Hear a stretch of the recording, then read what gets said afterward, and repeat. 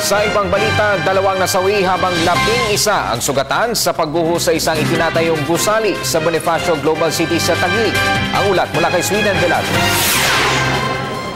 Pasado alas 8 ng umaga nang gumuho ang scaffolding at bagong buhos na semento sa bahagi ng upper ground floor ng itinatayong gusali sa 5th Avenue, corner 28th Street sa lungsod ng Taguig.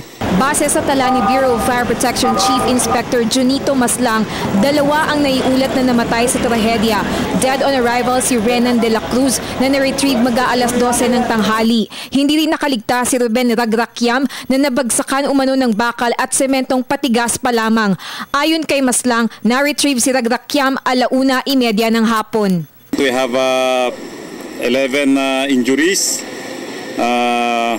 and 2 casualties.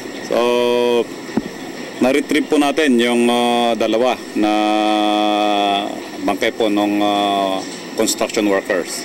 As per the MDC, ay doon po dadalhin sa Bernadette Memorial Chapel and funeral services yung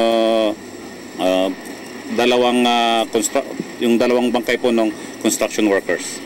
11 ang naitalang sugatan sa naganap na insidente. Marami sa kanila ay nagtamo ng mga bali at pilay sa braso, balikat at likod. 10 ang isinugod sa St. Luke's Medical Center habang ang isa ay dinala sa ospital ng Makati.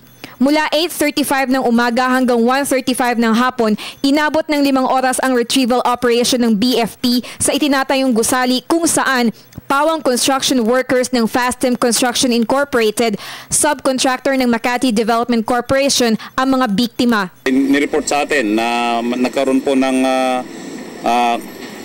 collapse structure ang report po sa atin. So pag-verify po natin ay yung nakita natin na yung slab ng flooring ng kanilang kinoconstruct ay bagong buhos lang po yun. So yun po yung bumigay. So ang kwan po natin ay yun nga, rescue muna. So na-rescue natin yung 2 doon sa construction site. And yun nga, yung 2 ay na-retrieve natin or na-extricate natin yung 2 bangkay na po.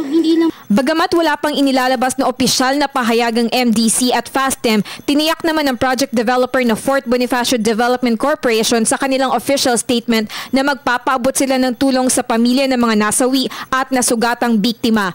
Para sa Telebisyon ng Bayan, ako si Sweden Velado.